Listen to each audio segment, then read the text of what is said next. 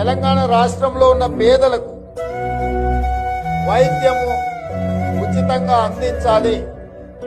ఏ పేదవాడు కూడా వైద్య సహాయం అందక మరణించిందన్న వార్త తెలంగాణ రాష్ట్రంలో వినకూడదు అని మా ప్రభుత్వం నిర్ణయం తీసుకున్నది. ఈరోజు చాలా మంది తెల్ల రేషన్ కార్డు తీసుకుంటున్నారు. ఎందుకని అని అడిగితే మాకు ఆరోగ్యశ్రీ కార్డుకు ఉపయోగపడుతుంది, లేకపోతే వైద్య సహాయం కోసం ఈ కార్డు ఉపయోగపడుతుందని. అందుకే మా పెద్దలు మిత్రుడు దామోదర రాజనరసింహ గారితో నేను మాట్లాడి ఈ రెండింటిని సెపరేట్ చేయదలుచుకున్నా.